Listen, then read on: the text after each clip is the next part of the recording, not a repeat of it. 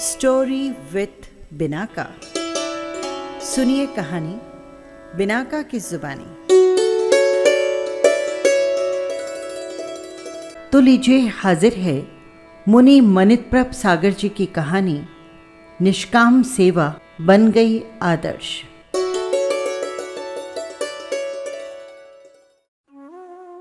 बाल्य अवस्था में माता पिता की मृत्यु हो जाने के कारण नंदीशेण का बचपन में ही खो गया।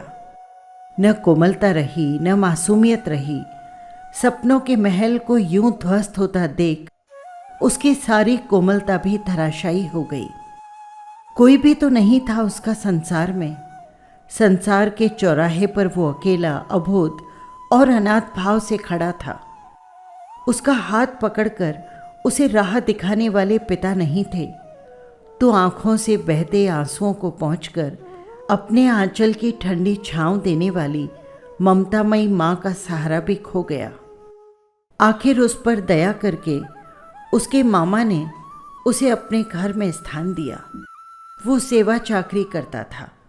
कपड़े धोना, बर्तन मांजना, झाड़ू लगाना, सफाई करना, ये सब उसके जीवन का हिस्सा बन गए थे। मामा घर पर होते तब तो कोई तकलीफ नहीं थी, पर जैसे ही मामा घर से बाहर पांव रखते कि उस पर गालियों की बरसात प्रारंभ हो जाती। उसकी मामी कर्कश स्वभाव वाली थी। उसके हृदय में नंदीशेण के प्रति जरा भी स्नेह नहीं था। असहाय अवस्था में नंदीशेण के मन में मामा के द्वारा किए गए उपकारों के प्रति कृतज्ञता का भाव था। मामा ने गुणहीन और रूपहीन होने पर भी नंदीशेण को अपने घर में स्थान दिया था। आखिर था तो वो उसकी बहन का ही पुत्र ना। यूं उसे बेसहारा छोड़ा भी नहीं जा सकता था। युवावस्था आने पर उसके मन में विवाह करने की अभिलाषा अंगड़ाई लेने लगी। वासना का ज्वर सताने लगा। पर भला रूपहीन और बुद्धिहीन को कौन अपनी लड़की सौंपता। मामा ने जब उसकी उदासी देखी तो उन्होंने पूछा, नंदीशेण, क्या बात है? तू बहुत उदास और दुखी नजर आ रहा है। विचारों में खोया खोया दिखाई देता है। ऐसी कौन सी चिंता है जो तुम्हें भीतर ही भीतर खोखला बनाए जा रही है? नंदीशेण ने अपनी इच्छा को छिपाते हुए कहा, नहीं नहीं मामा जी, ऐसी कोई बात नहीं, सब कुछ ठीक ही तो है। मामा जी ने समझ लिया कि नंदी जरूर मुझसे कोई बात छिपा रहा है। उन्होंने दुगने स्नेह के साथ उसके माथे पर हाथ फिराया और बोले, देखो नंदी, तुम्हें कोई न कोई बात तो जरूर सता रही है। ये मैं अच्छी तरह से समझ रहा हूं। अगर तुम मुझे नहीं कहोगे तो समाधान कैसे हो पाएगा? नंदीशेण ने मन की बात बताते हुए कहा, मामा जी, मैं विवाह करना चाहता हूँ और मैं ये भी जानता हूँ कि मुझ जैसे बेडोल, बदरूप और बेवकूफ़ को कौन अपनी कन्या अर्पित करेगा।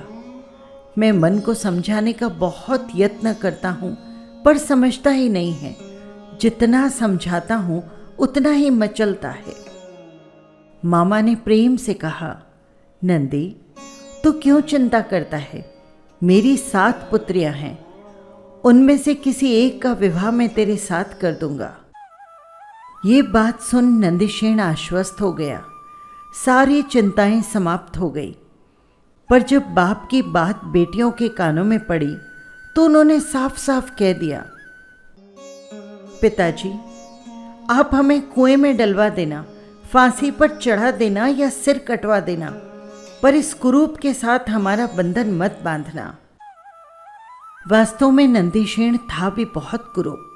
उसका श्यामवर्णी चेहरा, छोटी छोटी आंखें, बाहर निकले दांत और बौना कद। अगर वो स्वयं भी दर्पण में अपना चेहरा देख ले तो खुद से नफरत हो जाए। ममेरी बहनों की ये बात जब नंदीशेण के कानों तक पहुंची तो जैसे वो 7 मंजिल से नीचे गिर पड़ा। अरमानों की दुनिया पल भर में उजड़ गई। वो सोचने लगा, ऐसे घुट घुट कर जीना भी कोई जीना है? ऐसे जीने से तो मर जाना बेहतर है। न जाने किस जन्म के पाप कर्म मेरे उदय में आए हैं जो मुझे ऐसा रूप रंग मिला। निराशा और ग्लानि के तूफान में डोलते डोलते उसका सिर चकराने लगा। वो समझ गया कि दुनिया में वो नितांत अनाथ है। कोई भी उसे नहीं चाहता, पर जाए तो कहाँ जाए। आखिर मन महसूस कर नंदीशेण कुछ दिनों तक घर में पड़ा रहा, पर बेचैनी तो बढ़ती ही जा रही थी। अकेलेपन का तीर उसके हृदय को छलनी छलनी कर रहा था। एक दिन वो किसी से कुछ कहे बिना घर छोड़कर चल पड़ा। मन में एक बात घूम रही थी कि अगर उसे कोई प्रेम नहीं करता तो उसके जीवन का अर्थ ही क्या है। वो मरने के लिए ऊंचे पहाड़ की शिला पर जाकर खड़ा हो गया। छलांग लगाने के लिए वो 2 कदम आगे बढ़ाता और फिर 2 कदम पीछे लौट जाता। उस पहाड़ पर एक वृक्ष तले ध्यानस्थ मुनि की आंखें खुली। उन्होंने देखा तो समझ गए कि एक युवक आत्महत्या का पाप करने को उद्धत है, पर वो पीछे हट रहा है। उन्होंने युवक को पुकारते हुए कहा, हे देवानुप्रिय, इधर आओ। क्यों आत्महत्या का महापाप करने जा रहे हो? जीवन बहुत अनमोल है, इसे यूं न गंवाओ। नंदीशेण के कर्ण पटल से जो ही ये शब्द टकराए वो थम सा गया। उनकी मीठी हितकारी वाणी से जैसे वो स्तंभित हो गया। मुनि के शब्दों की मिठास में बंधा वो मुनि के निकट चला आया। मुनि ने कहा, हे पुण्यशाली, क्यों इस मूल्यवान मनुष्य जीवन को समाप्त करना चाह रहे हो? अनंत भवों का पुण्य बल एकत्र होता है, तब कहीं जाकर मनुष्य जीवन की प्राप्ति होती है। तुम इस तरह आत्महत्या करके क्यों इसे निष्फल करना चाहते हो? बताओ, तुम्हें क्या तकलीफ है? नंदीशेण ने कहा, मुनि प्रवर, मैं संसार में निपट अकेला हूँ। इस दुनिया में मेरा कोई नहीं है। मैं दुखियारा अपना दुख मिटाने के लिए मरना चाहता हूँ। देवानुप्रिय, सुख और दुख देने वाला कोई दूसरा नहीं है। मैं ही मुझे सुखी करता हूँ और मैं ही मुझे दुखी करता हूँ। अच्छे कर्मों के फलस्वरूप सुख की प्राप्ति होती है और बुरे कर्मों के कारण दुख मिलता है। वत्स, इस तरह आत्महत्या करने से दुख समाप्त नहीं होते, बल्कि इस महापाप का दुष्फल कई भवों तक भुगतना पड़ता है। मुनि प्रवर के स्निग्ध, मार्मिक और मधुर वाणी कानों से होती हुई उसके हृदय में उतर रही थी और मुनि श्रेष्ठ कह रहे थे, भला ये बहुमूल्य नर देह यूं ही गंवाने के लिए है क्या? जो इस जीवन से घबरा कर भागता है वो शांति के अमृत का आस्वादन कभी नहीं कर सकता। संसार परिवर्तनशील है और बदलती परिस्थितियों के मध्य भी जो स्थिर और अनासक्त भाव से जीता है, समता में जीना सीख लेता है, वो परमानंद का स्वामी बन जाता है। नंदीशेण मुनि की वाणी के प्रति आकर्षित हो गया। उसने निवेदन किया, भगवान, मैं जीवन का मूल्य जान चुका हूँ। मैं अब संसार का त्याग करके संत बनना चाहता हूँ। कृपा कर आप मेरी राह रोशन करें। साधु बनकर उसने नियम किया कि जीवन पर्यंत यानी मृत्यु तक छठ छठ तप का पारना आंबिल से करूँगा। संत सेवा की अनुत्तर भावना से उसे मुनित्र की श्रेणी में लाकर खड़ा कर दिया। उसकी व्यवच यानी सेवा भाव की प्रशंसा नगर नगर में द्वार द्वार तक होने लगी। मुनिंद्र की व्यवच भी उच्च कोटि की थी। किसी भी रोगी, तपस्वी, ग्लान, बाल या पशु की सेवा करने के लिए वे हमेशा प्रतिपल तैयार रहते। उनकी सेवा का आदर्श संत जीवन और सामाजिक जीवन में प्रतिष्ठित हो गया।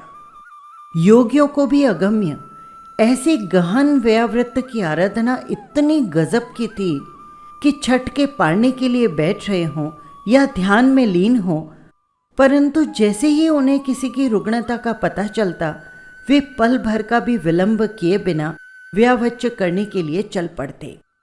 उनकी सेवा में सरलता की सुवास थी, अपनत्व की सुरभि थी। किसी भी प्रकार की यश की याचना उनके दिल और दिमाग में नहीं थी। विनयपूर्ण सेवा साधना उनके आनंद का आधार बन गई थी। एक बार देवेंद्र ने अपनी सभा में नंदीशेण मुनि के अपूर्व सेवाव्रत की प्रशंसा करते हुए कहा, वास्तव में मुनि श्रेष्ठ नंदीशेण के व्यावच्च तत्परता का सानी इस श्लोक में कोई भी नहीं है। उनकी सेवा भावना अद्वितीय है। ऐसे मुनिंद्र को मैं बार बार 1000 बार प्रणाम करता हूँ। दो देवताओं को ये बात जची नहीं। उन्होंने वास्तविकता की परीक्षा लेने के लिए मुनि का रूप बनाया। एक मुनि नंदीशेण मुनि के पास जाकर बोला, हे नंदीशेण, मुझे तो तेरी सेवा भावना में दिखावा ही दिखावा नजर आता है। बाहर उद्यान में एक मुनि रुग्ण अवस्था में तड़प रहा है, पीड़ा का तूफान उसके अंग अंग में उठ रहा है, और तू खाने को बैठा है। धिक्कार है तेरी सेवा परायणता को। मुनि नंदीशेण ने ये शब्द सुने तो मन पश्चाताप से भर आया। अभी तो बेले का पालना करने को बैठे ही थे, पर आहार को एक तरफ रखा और तत्काल रुग्ण मुनि की सेवा करने के लिए चल पड़े उद्यान की तरफ। न मुंह में रोटी का एक कौर डाला, न पानी का एक घूंट लिया। उद्यान में पहुंचे तो उन्होंने देखा कि एक वृद्ध मुनि रोगाक्रांत हैं और अतिसार से पीड़ित हैं। पूरा शरीर मल से सना हुआ है। तुरंत वे प्रासुक जल की गवेषणा के लिए बस्ती की तरफ चल पड़े, क्योंकि शुद्ध जल प्राप्त होने पर ही रुग्ण मुनि को स्वच्छ किया जा सकता था। नीचे झुकी नजरें और यत्ना से आगे बढ़ते कदम। बहुत घरों में गवेषणा करने पर उन्हें प्रासुक जल उपलब्ध हो पाया। प्रासुक आहार लेकर ज्यों ही उद्यान में आए कि रुग्ण मुनि ने कहा, अरे मुनि, थोड़ा सा पानी लाने में कितना वक्त लगा दिया। तुझे सेवा करनी तो आती नहीं, केवल सेवा करने का ढोंग करता है। नंदीशेण मुनि परम मौन और समता में थे। उनको तो उनकी पीड़ा में भी स्वयं की पीड़ा का एहसास हो रहा था। निर्लिप्त भाव से उनके शरीर को साफ किया, उन्हें कंधे पर बिठाकर चल पड़े उपाश्रय की तरफ। तपस्या से मुनि नंदीशेण भी कमजोर हो गए थे, अतः चलने में उन्हें थोड़ी तकलीफ हो रही थी। देवों को तो मुनि की परीक्षा लेनी थी, अतः उन्होंने अपना कायिक बल बढ़ाना प्रारंभ किया। पर मुनि नंदीशेण भारी शरीर को भी किसी तरह उठाकर बस्ती की तरफ बढ़ते चले। अधिक भार होने से उनके हाथ पांव जरूर थोड़े उल्टे सीधे पड़ने लगे। रुग्ण मुनि ने मार्ग में 2-3 बार अतिसार यानी उल्टी कर दी। उसकी दुर्गंध से पूरा वातावरण दुर्गंधित हो गया।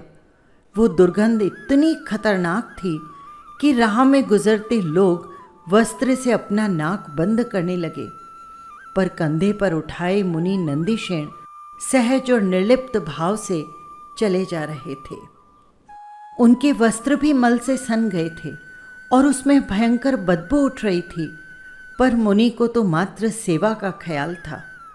चलते चलते ऊंची नीची भूमि पर पांव पड़ने से जब कभी कंधे पर झटका लगता तो वो वेशधारी मुनि गुस्से में तिलमिला उठता।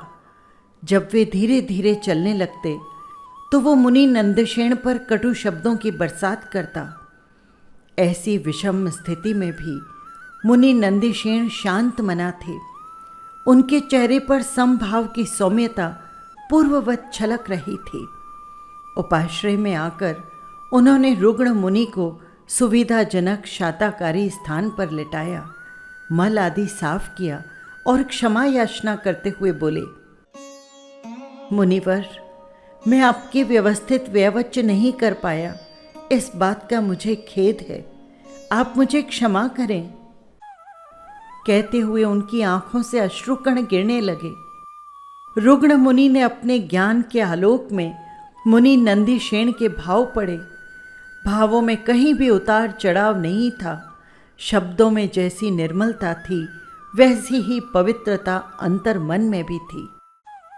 दोनों देव मूल स्वरूप में आए और श्रद्धा सिक्त हो मुनि प्रवर नंदीशेण के चरणों में नतमस्तक होकर बोले, मुनींद्र, आपकी सेवा भावना की हमने जैसी प्रशस्ति सुनी थी उससे भी कई गुना अधिक आपको पाया है। आपकी सेवा परायणता में न नाम की लिप्सा है न पद की इच्छा।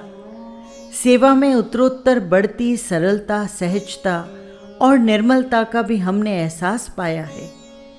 हे मुनीश्वर, धन्य हैं आप और धन्य है आपकी व्यावृत्त की उत्कृष्ट निर्मल भावना। दोनों देव सेवा व्रत का अभिनंदन कर देवलोक में चले गए। नंदीशेण मुनि सेवा से अमर हो गए। उनकी सेवा सारे संसार में प्रेरणा का अभिराम धाम बन गई। बस यही थी कहानी। आपको कैसी लगी कमेंट बॉक्स में ज़रूर लिखिएगा। और हाँ, यदि आपने चैनल को सब्सक्राइब नहीं किया है तो कर लीजिएगा, जिससे हर कहानी सीधे पहुंच सके आप तक। फिर मिलेंगे किसी नई कहानी के साथ। जय जिनेंद्र।